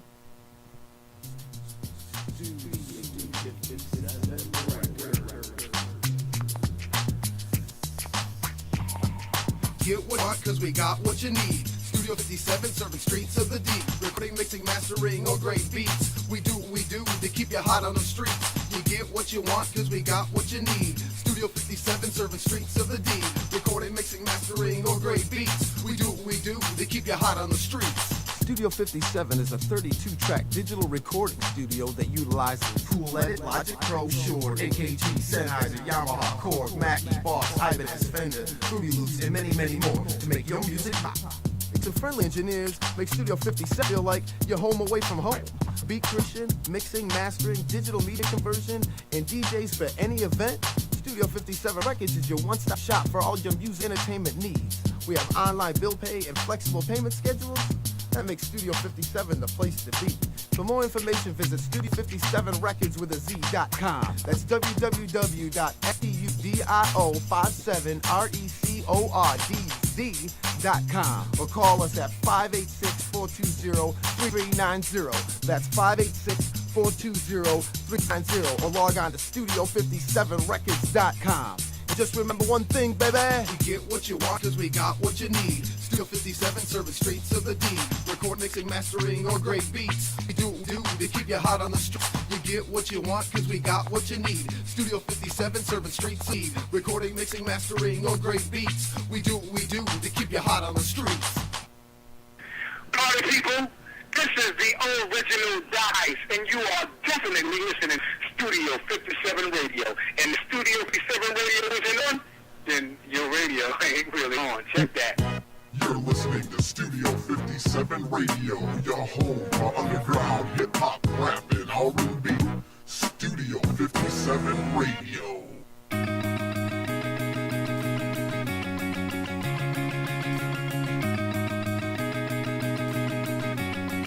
So we got the text open, and I'll sneak in there, and if you got something good to add to the show or direct us and things, I'll read it. Of course, we're on the social. Well, same there, get you guys in on the conversation, and I love this text here, unnamed texter. So let me get this straight. Hashtag only pet the head and hashtag Hordash. What in the fuck am I listening to? Well, you're listening to, I don't fucking know. It's a 2-hour debacle that we call podcast. It is DSR2, Detroit Sports Radio Rebels, and guess what? We're in Detroit. We're talking, and if this were the radio, the real radio, we would definitely be rebels because we'd have to broadcast from a fucking boat somewhere. So, without further ado, let's get into hour 2 of DSR2. I am Scrappy, and here is Johnny the Moose. Hey, we're here for the second hour of DSR2 on this last Wednesday in the D here. Weather-wise, it's the last Wednesday in the D. We're all to die. Last Wednesday in October. Oh, okay, all right. That's well, better. who knows? It depends on what happens next Tuesday. I was about to say the apocalypse is upon us. So getting on there, yeah. So I would be in a boat. It better be in the damn Caribbean because I'm not being in a boat in the middle of the fucking lake. I can do pirate radio all day long, baby boy. I got it. Shit right over here. We just need to get a bigger antenna and can do it. Yeah. That one there still gets like 12 or 13 miles if you're in an open area. Pretty good, radius-wise. So just get a bigger antenna. Basically international waters where they can't come get us. Can we do that? Is do we have some international friends or some safe international waters that we could go and do pirate radio from? Because I could take over an FM dial anywhere I want. Yeah, but I mean, the middle of Lake Huron, it's cold. I mean, we needed something. Well, you know, I will just, dude. Okay. So like I'm American, just like everybody else. I got an arsenal back here. Well, go hijack a fucking yacht. Like that's not an issue. I'm full-blooded American. I've got guns. Like it's not an issue. I now have I call it my commando closet. Okay. Yeah, but we're also on there. We're also next to like an Air National Guard base, and our jets there with like rockets and missiles. So I don't want to need somebody to basically taking pop shots at us. But basically, I'll be the damn night cam on, and we are like, woo! I forgot to get some night goggles. Damn it! I need night goggles. Middle of the damn the Caribbean, just fine because it's nice and warm. I have gone into full. Okay. And I don't want to make light of anybody who has anxiety over what's going on, especially in this country right now. But I have my own kind of anxiety, and I solve it by being crazy old woodman guy. So I have my commando closet, and I can literally go in there and then come out a superhero. You know, I don't even have to spin around or anything. I just go in there. And I open up the safe, and I get all my gear, and I come out, and I'm that. I've got everything I need in there. Actually, my vest and my taser are still on its way because I have to have something that's non-lethal. Well, so they say. So they say. I just figured it'd be fun to watch somebody shake around like a fish out of water for a little bit. But I digress. I'm just kidding. But I do. I mean, we all of us here are proud gun owners, I think, in a good portion of this country. And so I'm ready for the craziness. Don't get it twisted. But the craziness is I don't see. Okay. That's, of course, being silly because the real craziness is just like the stuff, right? Sports, you know, businesses and all that. That's where the real health concerns. That's the real craziness. Not like, you know, war on the streets or anything. But who knows, right? But I think should be a little bit of a war in the streets when it comes to this college football thing because I just don't get how they continue to put these games and have problems. Why are they not saying, okay, kind of cutting their losses here? I don't get why they think they're pushing. Well, I don't understand. Like yeah, you get like a down. And what are we getting with these games when we do finally get some of them? I mean, we haven't. Have you seen a game that's like blowing your socks off yet? I mean, they made well. Actually, maybe the Penn State Indiana. That's kind of sad. And that's because Indiana won. Right. Because, you know. Right. I can't. Yeah, I know that. You know how I know they won? I know they won without even watching or hearing, paying attention, because their coach got an interview on a national radio station. And Indiana's coach? Yeah. When does that ever happen? Yeah. CBS Sports isn't giving that guy an interview if he doesn't win that game. There. And then again, I think he down there. That was pretty much. That was the one. The opposite. Go, yeah, I can see that thing because, you know, Penn State now lost another running back for the year with it, and I think James Franklin can recruit, but I think he's a boob. It's just they're all boobs right now, the whole goddamn thing. And so, if you got all these other things that you have to worry about, how can you concentrate on what you're not already struggling at, right? So your job is to be a head coach and to do all that stuff, but you have all these other things, and that's a big task, and there's a lot on, and you struggle to do it. And then now you've got all this COVID shit to deal with. You're not going to be effective. No, and and then you have players that have opted out, and then you have fucking conferences that have opted back in under pressure, and you have all these outbreaks, issues everywhere. I got news for you. Here in Michigan, if you're sending your kid to school, you're only sending just not college, just school. If you're sending your kid to school to learn in person here in Michigan, I've got news for you. You're only doing it because you don't want to pay a babysitter, don't want to take care of your kid. Because you have a kid that's in school, and they're not learning a fucking thing. No. The classes are fucked up. They spend more time watching fucking movies, and don't have fucking teachers there because of issues. And there's all kinds of shit. So guess what? When they're at home learning, they're learning more. And shit. And if you think their little social fucking time is fucking what they really fucking need, think again. Because I've got an autistic son here who unfortunately cannot help himself but to tell you everything in its entirety, regardless if it's to his benefit to tell you or not. Right. In the minute that they get any kind of social interaction without somebody right there on them, they're masks off, they're hugging on each other, they're doing all the shit that kids did long before COVID. Right. And so you are sending your kid there because you don't want to deal with the situation, but what you don't realize is that those little cootie carrying bastards are going to bring that shit back to your house. So for us, our situation, because the kid's not learning and you're not getting any social advantage from being there, then we have considered pulling him back to virtual learning because at least now he's going to get something done. Right. And I know people feel that they're having the opposite experience, but I guess my whole thing is at some point in time, and it's a long way around it, at some point in time, you have to weigh out the options of what makes sense. And if I want my kid to be in school, and I want them to do all these things, and I want them to have, and I've even been willing to put them out there for it, but I have to weigh this thing out. It has to make sense. I have to say, look, if he's not getting any advantage by being there, why am I putting him and my risk? And that's ultimately what you have to look at when you're looking at the NCAA. In college football, if I'm putting them out there at risk and it's for no benefit, what benefit is it? Anybody. Your athletic departments are never going to make enough money to stop the hemorrhaging. No. Because of the way this is set up. Because it totally relies on people being in the stands. And not just a few. Not just a third. Not just these stadiums were made to seat so many people because they need that kind of revenue to continue to do what they do. So I'm sorry, it's the same thing. It doesn't. I can owe $1 million or I can owe $100 million. It doesn't matter because I won't pay either back ever. Right. So that's my analogy with this. So you're seeing it like you're losing more money. So it doesn't matter if you're losing millions and hundreds of millions of dollars. It doesn't matter if you make 10 million because it's a drop in the bucket.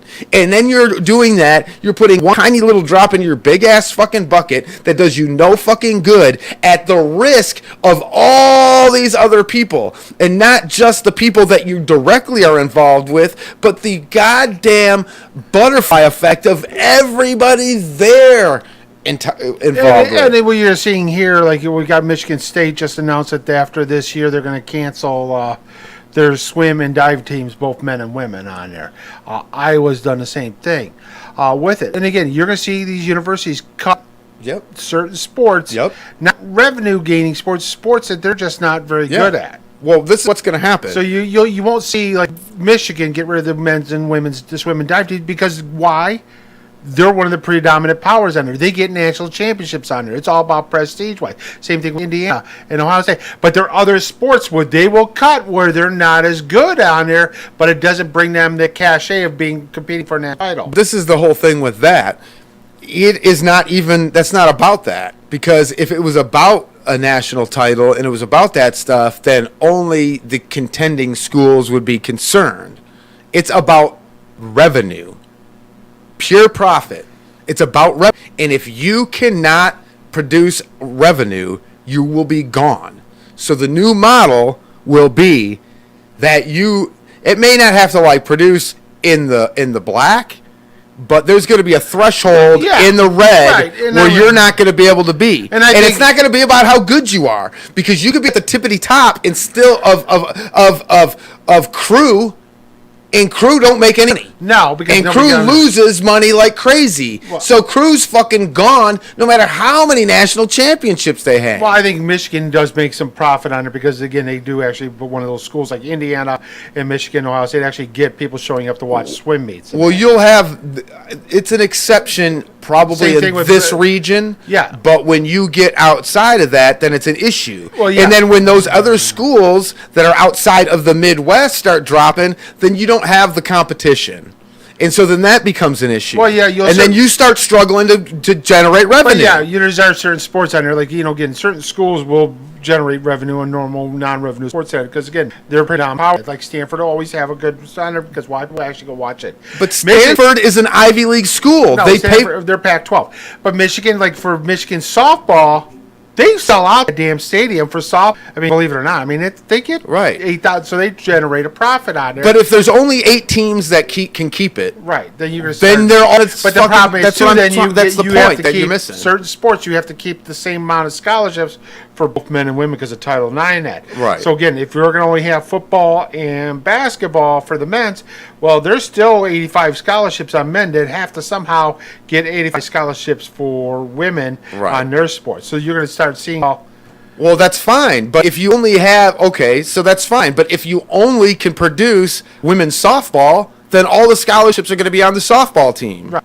Well, yeah, you're going to start seeing certain sports because it doesn't matter. You can't. It doesn't. That can't be the reason why they continue to do stuff. They will have to make revenue.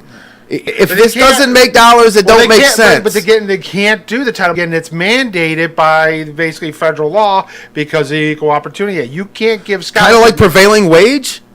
Well, that's what it's supposed to. And they get around that shit. But they actually took that already gone through this, and that's where Title IX came about. Wise, they have to offer equal opportunities. Prevailing wage, same thing. Went through Supreme Court. They got around it. They will get around this. It's the same thing. Those universities are not paying prevailing wage anymore in a lot of cases. They work around all that shit unless they're in a union town where they're pinned down. And even here, a union town, they all these universities get away with it. Right. All of them. Every one of them. And don't tell me they don't, because I'm living proof. I'm standing right here in front of you. Oh, we're also a right-to-work state, too. So don't give me that shit. I've worked in fucking half the universities in this goddamn state and not gotten prevailing wage. So get around it. This is not. If it does not make dollars, it does not make sense. They will not do anything unless it makes dollars. If you are a non-revenue sport, you'll be fucking gone. And then when there isn't enough competition for that sport, it'll dwindle around. And your stupid little fucking Title IX will be irrelevant. It'll be irrelevant because you don't have the women's sports to do it. And you cannot force a private entity to lose money on something. You can't make them do it. You can't. I mean, the one difference is these are the public universities. You have taxpayer dollars going to these public universities, so that's where you got the one aspect with it. Right. Those taxpayer dollars are not contingent on sports being played. Well, you'll start seeing it's about grants. It's about education. That's why sports makes outside revenue. Right. That's where they have basically merchandise. Well, that's where you have certain universities actually basically their sports are profit generating. Right. Most of your smaller schools, sports are not making any money. Right. And those ones won't be affected by this. Because if they're already not making money, then not making money now is not going to change that. That's my whole point. Maybe paying coaches $10 million. Well, that's the first problem you have. Right. Well, I shouldn't say it's the first problem. It's the most glaring problem. But it goes right back to what we were talking about, where you're not paying these guys. Right. But you're paying the guys that are babysitting them. They have millions at stake. That's why they want to fucking play. Right. Because if they're not playing, they got to take a pay cut. Right. So, I mean, it's all about following the dollars. Hey, Mike, Juan, Ralph, thank you guys for chiming in, hanging in with us. Guys, we're across the board, Studio 57 Radio. Also, you can go on to studio57radio.com, check us out there. YouTube channel's got us on archive, so if you miss any part of the show, it takes a little bit for it to finally get uploaded and all done, but it will be up there as well as the Facebook after if you guys want to hit the rewind and check anything out and get into my rant about fucking Hordash or anything else we talked about. But But on a lighter note on there, do you think, again, because Ohio State played Nebraska and beat the shit out of them. Well, that was punishment. Do you think that the Big Ten scheduled that game on purpose? Oh, I said it last time. I said it last week. That was punishment. I said it last week. Absolutely. And Ryan Day, like, I'm apologizing for scoring that. No, you're not. You just got caught. I'm like, I'll just I'm good on there. No, you did it on purpose. Yep. If you would have scored, if you could have had more time in there to score another touchdown and then go for the 2-pointer to get 60, you would have. Yes. I said it go right off rip. I'm like, oh, you want to run? You want to do your own thing?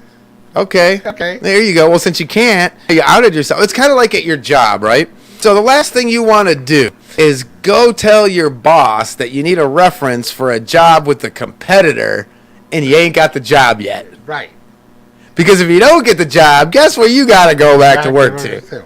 And you think it was a big coincidence, of course, now the Wisconsin game got canceled on there, but they were playing Wisconsin game 2? I mean, the only thing good about it is, you know what?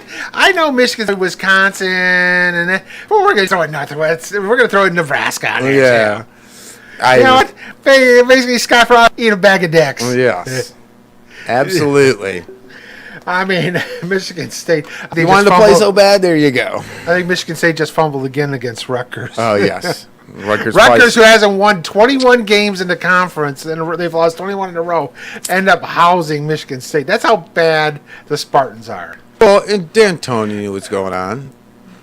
Well, D'Antonio left high and dry because he That's what I'm saying. But he knew what was going on. That's why he left the cabinets bare for poor Mel Tucker. But he knew what was going on. They can't recruit. No.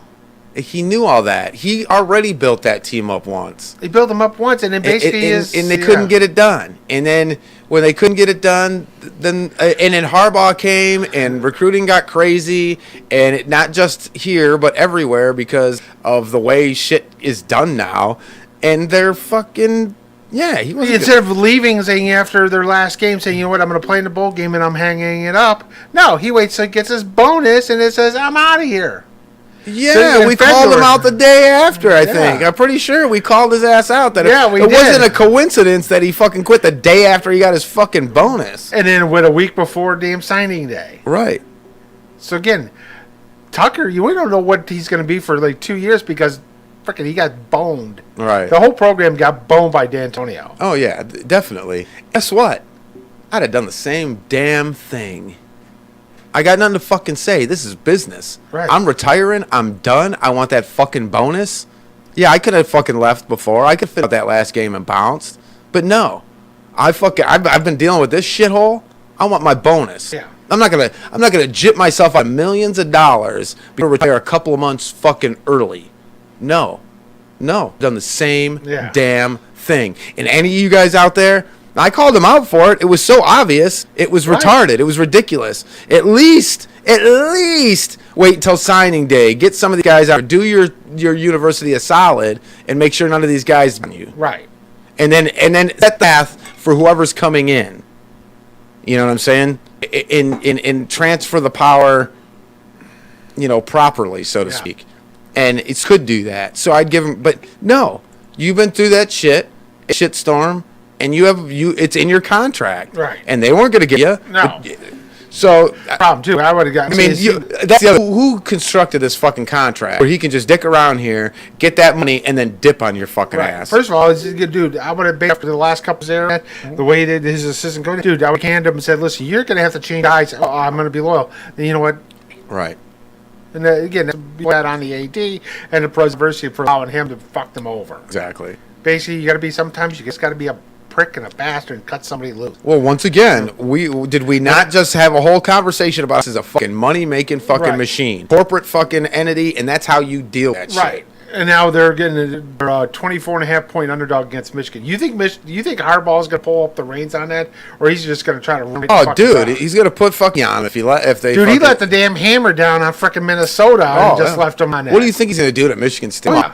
Oh, he's going to fucking layeth the fucking... Ohio State started as a point favorite against Penn State, which I couldn't believe it was only 8. It's now up to 12. You think Ohio State's going to walk into Happy Valley and drop a 50 burger on them? They could, sure. Yeah, they could. Because Ryan has no problem about lighting somebody up. Yeah. I mean, what I got out of Michigan was his offense better than I thought it'd be, considering these guys were this is their first game together. Right, sure. I thought Milton was way better than what Shea Patterson. I'm sorry, dude. Dude, he was basically a confluence on there. He basically ran on there again. He's a freaking freak of nature, the size-wise in that on there. I would love to see us a little better. The receivers weren't bad, but they didn't on there with it. But the offensive line looked good. The running game looked great. The defensive line looked scary, but I wish they need to stop the run a little bit. And again, that crossing pattern on there, Blackman was doing everything what Ohio State did against us. I still worry about that secondary out of Michigan. All right. Well, and my whole thing is, too, is I get that this part looked good and this part looked whatever. I know that the team on the other side of the fucking ball wasn't just that bad. Like, to me, that yet. No, we don't know that. I think special teams wise, Minnesota was under because they lost both their kicker, their backup kicker, their punter.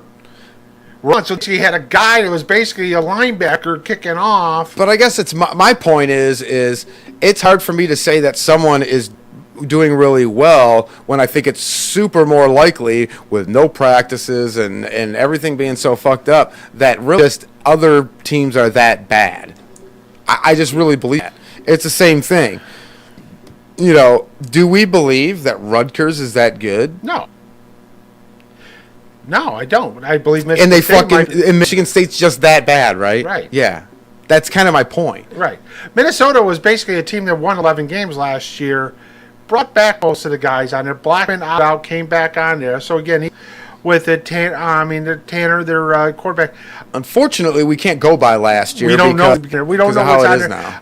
Certain aspects with it on there Because they didn't have, and we won't know about Michigan this week because they're playing State. Right. And that's kind of the point is we don't know because they didn't. You can't use last year because they didn't have practices and they don't have this and that and they got all the COVID shit and everything gets stopped and it's fucked up. They're not practicing and getting through things like they should. They don't have the players that they should. So even if they bring back a majority of the team, it's apples and orange comparison because of what you're dealing with. So to me, right now, it's more likely that teams are just that bad as opposed to the other teams being that good. Right. And until just like we're starting to see now, all those teams that look fucking bad are starting to look better in the NFL. It's not a coincidence that that Tampa Bay looked so bad early with all those new guys and in no fucking practice time, and now 6 weeks into the fucking season, they're beating top teams in the league. Yeah. So that's not a coincidence. And so I'm sorry, it just isn't. If you watch sports, it's not a coincidence. This happens all the time. Yeah. And so we are how many weeks into a Big Ten season? Yeah, if that's what you want to call it, because it's a debacle. It's even more of a debacle than we saw with the NFL. Right. We'll see what happens. Well, again, we'll see about our lines. Yeah. Well, they won 2 in a row. Yeah, but who they beat? Again, Jacksonville and Atlanta pulled Atlanta. Yeah, I would say Atlanta lost that game more than Lions won it. Now, they had to go down in that final minute and score. I get it. But if Atlanta was smart, they would have just took the freaking knee. And it should have never gotten to that point. And then how is a tight end in a short yardage situation that wide the fuck open? And then he still had to dive for the ball. I'm not really sure why. But there was nobody within 10. What also too they're talking about is Galladay caught the ball, was spotted at the 11. I'm like, well, probably did him a bonus a bit more. Room to work. Room to work. And so, but yeah, I mean, Atlanta's Atlanta. Yeah, that's no. I said they'll probably end up winning this damn game, but I'm going to root for freaking Lions. I mean, to lose. Yeah, I hear you. And now they made a trade for Emerson Griffin on there, but it's a 6th rounder. It's conditional, so really it wasn't a terrible trade. Actually, I probably was a decent trade because if he doesn't work out, you only lose a 7th rounder. So we'll see. Again, they're playing Indianapolis this weekend. We'll see what happens there on there. And again, Bears are the Bears. Yep.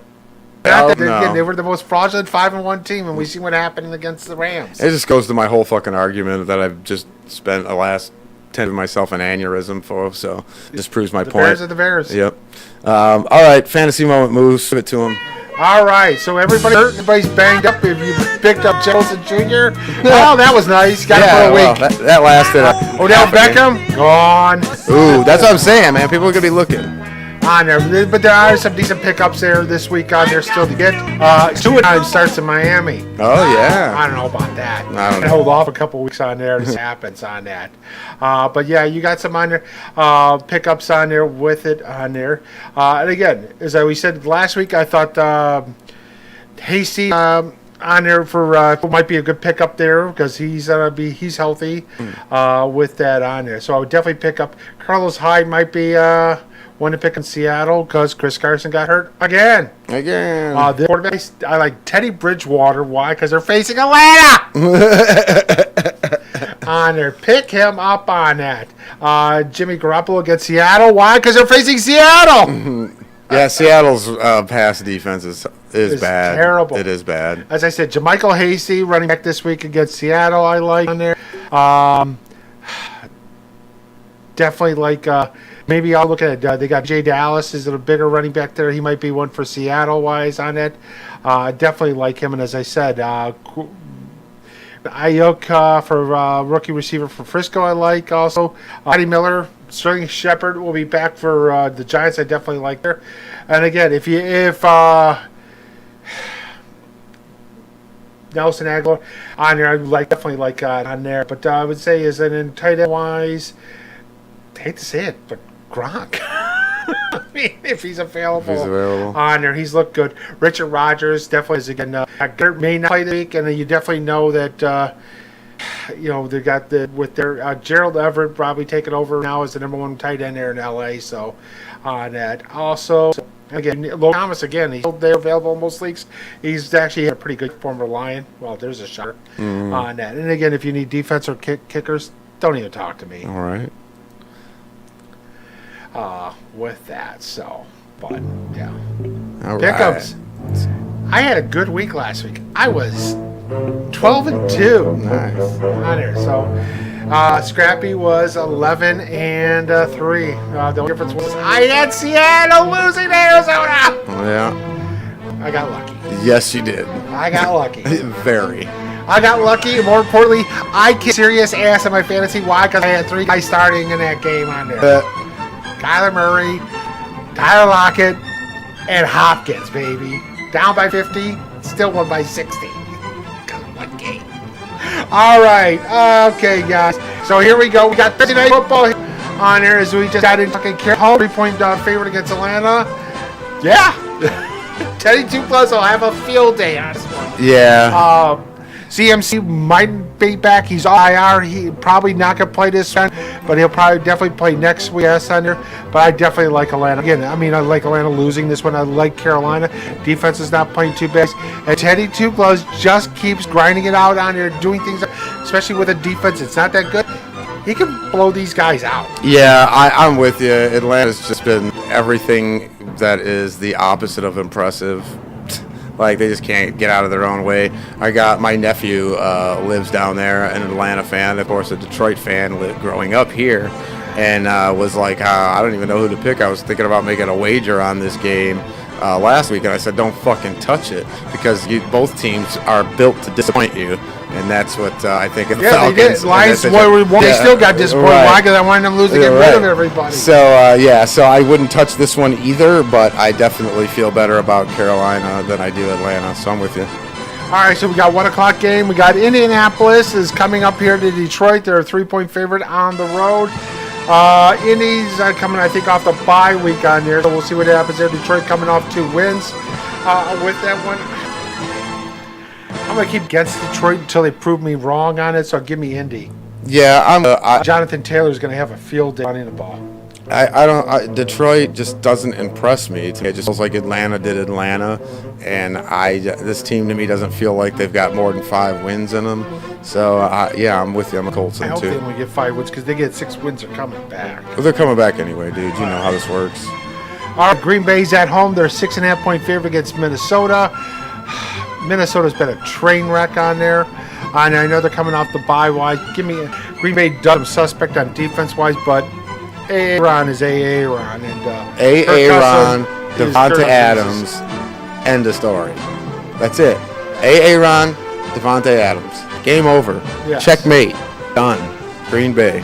All right, Buffalo's at home. They're 3.5-point favorite against New England. I know this looks like to be the sexy New Englander. New England's like hot garbage on their one. Buffalo's not look great either, but New England's look terrible. I got to go Bulls. Yeah, I don't know what the Cam Newton issue is, but it is. It's pretty horrid, and he's just not got it together. And if you're Buffalo, your psyche, you want this game, you need this game. It's a divisional game. I'm with you, though. I'm kind of skeptical. I just don't feel that the Patriots are going to put 2 shit games together. Their third shit game. Right. I just don't see them doing it again, but maybe. But I'm going to still take Buffalo just because what I've seen out of New England lately, it's not looking right. If we saw any resemblance of a legitimate team on there, I would take them, but not right now on there. All right, we got Tennessee is going across the river there to Cincinnati. They're a 6-point favorite on the road. Burrows has looked good. I mean, he's definitely looked good on there. Problem is their defense is terrible. And then I think Tennessee coming off a heartbreaker under Tennessee. I mean, they're not going to let Burrows beat them because they're not going to let him get the ball. I think it's going to be a dose of Derrick Henry all damn day. Well, and the Bengals suck. They're terrible. I don't know what else to say. Other Burrows are terrible. Yeah, I mean, that's not a great take to just say a team sucks, but they fucking suck. And it's like, and when Burrows, his first game, I was like, yeah, with fucking Cincinnati, motherfucker, everything you possibly can to win the game, and your team fucked it for you. And it's not going to be any different here. Tennessee's going to fucking crush these guys. They're going to run all up and down these motherfuckers and stomp a mud hole ass. Yes. You kidding me? All right, we got another 1 o'clock game. Cleveland is at home. The 2-point favorite against Vegas on there. Mayfield looked great, at least after the first 6 passes, because he was 20 out of 21 for 4 touchdowns wise. But again, it was Cincinnati on there. Vegas. I think Vegas is going to beat Cleveland. I agree. Vegas is a better team. It feels like they never really quite got it together there in Cincy. I'm not sure what it is, it's a chemistry thing, if it's a coaching thing, if it's a quarterback. I don't know. I can't pinpoint it, but they can't kind of all together, and I have more faith that the Raiders can do that. So, yeah, I'm with you. I'm in Oakland as well. All right, so we got here's probably the most Sherlock bet ever in the NFL. Kansas City at home, 19.5-point favorite against who? The Jets. Oh, Jesus. If this game... No reason to start firing games. They want to lose every game. Well, if they're they get smart, number 1 pick. If they're smart, that's what they'll do. My whole take is like, if they don't win by 40, it's a loss. I mean, It's only 19 and a half. That's what I'm saying. Like, I'm like 19 and a half. Like, don't win by 20 points in the NFL is not unheard of. It just doesn't happen. I know, but can you see Kansas City winning by less than 3 touchdowns? No, I don't see Kansas City winning by less than 4 touchdowns. That's what I'm saying. That's what I said. If there's ever a lock, to basically go down and place a bet and say, yes, give me Kansas City minus 19. Yeah, because they'll kill it, I would guess. What's the over under 60? Yes, I'll take the over because I think Kansas City's going to score 60. The Rams are actually going east on there, facing Miami and 2. They're a 4-point favorite on this one. I don't think the Rams are great under Miami, especially with Tua's first game. I think that front 4 of the Rams there. I mean, Aaron Donald's going to kill Tua if he's not running for his life there. So I'm going to take the Rams. I'm with you. It's Tua's first game. I can't expect a whole lot. And Rams aren't great, but they are playing pretty decent, like consistently, like doing things different than they did before, playing well in certain areas. I do like the improvements I'm seeing from the Rams from what we saw out of them last season, especially with this COVID year. So all those combined is really reason to look to the Rams. So, yeah. Sorry, Tua, not quite yet. Nope. All right, we got a 4:25 game. New Orleans was to Chicago. They're a 2.5-point favorite.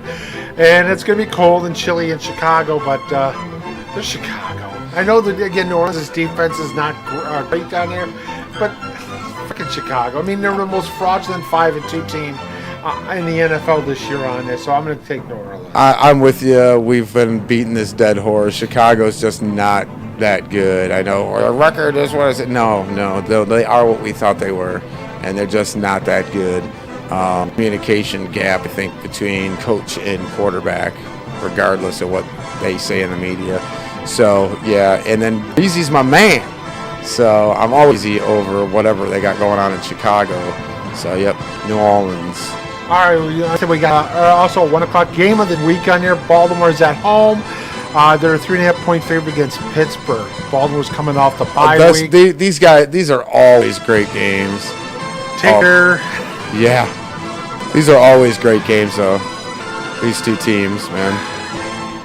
It's a tough one. This is a one that we got to see. This is where Baltimore basically shows that they are truly a contender on there, or if it was just basically living on the laurels of last year on it. I think I'm going Baltimore at home. Baltimore at home is a safe bet. I ain't mad at you for doing all that. And Pittsburgh's going to have to lose at some point, right? So this feels like the game. But I'm going to be contrarian here. I like what Pittsburgh's got going on. I think theirs a little bit better, but be the time of possession that they'll win and win this game with. So I'm going to take Steelers in a close one. Like you said, take the under because I feel that they'll be chewing up some clock. So we'll see take but yeah, Baltimore made a nice trade getting Yannick from Minnesota last week too as well. Seattle is a 425 game. This is probably a Joe Buck game on. Oh, yeah. Seattle 3-point favorite against home on there. I can't believe this is only 3-1 points on there because I think the war of attrition, Frisco, it's finally going to catch Frisco a little bit on there. And I don't think their secondary's good enough there to stop Seattle's offense. I don't. I fully expect Russell Wilson to redeem himself and throw 3 touchdowns as opposed to 3 interceptions. Not like him. That's not what he does. And I sure as heck expect him to rebound and take it out on the Niners. I like their defense. I like what they're doing. I just don't think it's enough. Yeah. So I'll take Seattle as well. All right, we got Sunday. Oh, we got another 4 o'clock game. Chargers are at Denver. Chargers are a 3-point favorite on there. Herb got his first win last week. Denver's a train wreck on that one. I like the Chargers winning this one. I'm with you. Denver is barely a team to me. They just feel so bad at like every position. I don't feel like they do anything well at all. And so yeah, I'm not high on them. I know they'll beat shitty teams, but that's about it. And so not great, but not shitty. And Herbert's been playing well. So. And then how has this game not been jettisoned to like an earlier day and moved like Pittsburgh and Baltimore to 8:30? Philly is a 7.5-point favorite against Dallas. Oh, who loses? Well, we all lose. Well, it was a divisional game. Why they didn't flex it out with the given situation, I don't know, and maybe they will yet. Still, I'm not sure. I'm only gonna take Philly because of the debacle that is Dallas right now. I mean, if Dallas was even some resemblance of a pulse or any sense of like gathering unity was on there, right, then I'd take Dallas wise on it. But yeah, it's imploding there, and it's gonna get really ugly real quick. Yeah, I agree. All right, Monday night game, another game on there that's like why Tampa Bay at home, Tampa Bay on the road. It's the Giants. They're a 10.5-point favorite. Well, it's all about showcasing the GOAT. That would be the why. But I still don't think it makes sense because it's such an obvious outcome. And maybe this Monday didn't get that early because the halftime be a game anymore. Tampa's going to put it to them. Yeah, Daniel Jones won't have 80-yarder turf monster gun. He's going to get hit. No. He's the only monster he's going to be worried about is going to be on the other side of the other side of the line there because, yeah, he ain't going to be running nowhere but for his life. So, but, yeah. There you go. Here we go with our pickups. So once again, don't bet the farm, but you could buy the farm last week on either one of us, and you would have probably won. Yeah, well, if you look overall this season, we're not bad. I mean, we're doing pretty decent. Our pickums are pretty good. Even our bad weeks were like 50-50. Right. Our terrible. Yeah, right. Like So we do good. Well, let's start listening to like the local and national guys and the picks they make, and they isolate games that they want. So, you'd think you'd feel good about that game, so you'd have a high probability of getting that right. And none of these guys are that good. We do it much better. Yeah. I'm surprised. Like, I was surprised by that. I'm like, whoa. I'm like, really? Like, I done better than that this year, and I'm fucking trailing moose. I need to put in a little, go downtown and put a little parlay going. I'm telling you. It's crazy talk. Give me a 6-game parlay? It's craziness. Throw down a hundy and make some money. Telling you. Go buy me a new big deck for the man cave. Yeah, there you go. There it is. Geez. All right, guys. The CU podcast back this Sunday as we're doing every other week now. So we got plenty to get into on that. I don't know if you guys watched Hell in the Cell, saw the debauchery that was some of the stuff that's been going on in pro wrestling as of late, including Mr. Broken Leg Man. And I know where the ring is. Y'all want to buy it, I can get it for you, and then y'all can break your legs on it too. Yeah, so we'll talk a little pro wrestling. We'll talk the belt hobby. Have a good time with that. That will be this Sunday at 7 p.m. Eastern here on Studio 57 Radio. I'm trying to think of some of the other stuff we got going on.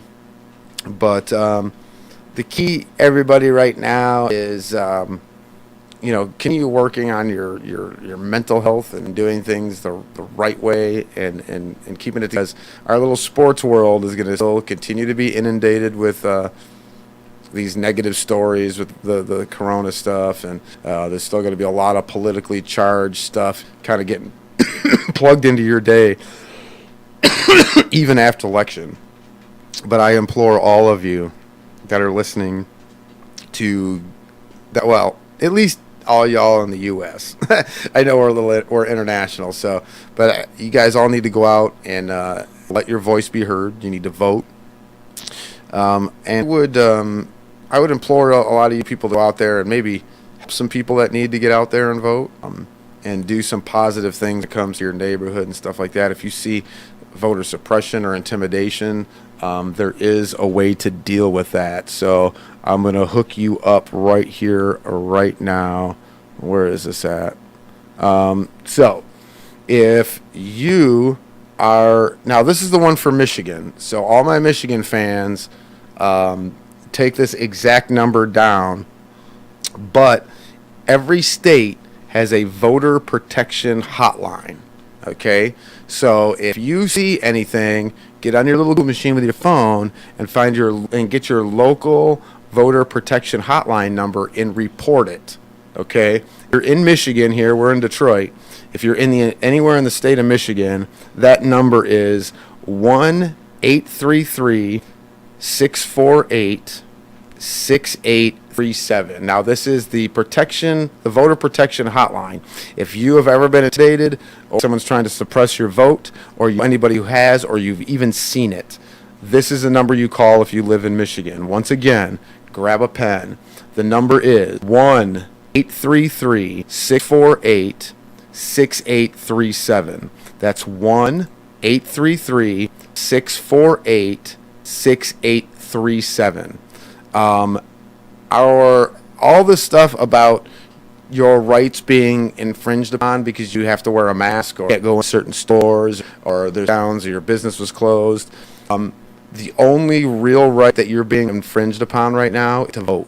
Your right to be heard. There's voter suppression like I've never seen in my lifetime. There's voter intimidation on levels that I didn't know existed. Gerrymandering is on an uptick that I wouldn't expect in a democratic society. Very fascist, to be quite honest. So it is very important for everybody out there and get their voice heard. Now I don't give a flying fuck stick who you vote for. You want to vote for the orange guy that's in there now? Go for it. You want to fucking vote for, Walter, who's running now? 'Cause I'm telling you, Biden looks like Walter from, the puppet guy. Yeah. He looks like Walter guy. I wish he talked like it, too. It'd make it so much better. The debate would have been awesome if it was just Walter that came out here and said, what are you laughing at? But it does. I don't care who you vote for. Who's that? Jo Jorgensen? Is that the third party lady? That's she's the what is she? Is she Green Party? I can't remember. I think she's Green Party. She's got zero platform, and then you don't get to hear her voice, and I don't know what her messaging is. I'm usually a big third party kind of a guy, but she really doesn't have anything going, in my opinion. But we're all entitled to an opinion, and that's why you need to get out there and express yours and have your voice heard and fucking vote. Vote for change. For what you want, vote for the same, whatever you're voting for, get out there and vote. I'm personally voting for some kind of change. I just think we've lost our way in recent time, so my vote is going to be for some kind of change, hopefully, and I think a lot of people will be voting for change. Whether we're all voting for the same change or not is what we'll be here come November.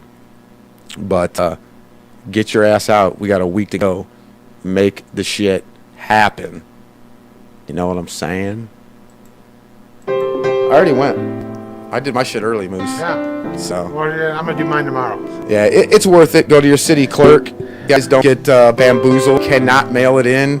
It will not make it in time. I don't give a fuck what your state's telling you. Take your absentee ballot to the box and drop it yourself. I know you're getting screwed and you got to drive 3 fucking miles and wait 4.5 to get, or drive 3 hours and wait 4.5 to get in line to drop it in a box that's over full. But it is very important that you torture yourself with that nuisance and get it done and get your voice out there. And let's see what the American people think when we have a real turnout. We had a real turnout 12 years ago now, where I never seen the polls so jam-packed with people expressing that right to vote. Do it again this time. I want to see that. Early numbers are showing it. Keep it up, keep working, keep doing your thing. But once again, help somebody out that needs it, and be good to each other. In the end, I think whether you want the same kid or not as your neighbor, we all kind of want the same things in our own lives. And we only can do it by being good to each other, right? We say it here all the time. So my friends, my brothers, my sisters, be good to each other. We love you. Peace out, brothers. You're listening to Studio 57 Radio, your home for underground hip-hop, rap, and R&B. Studio 57 Radio.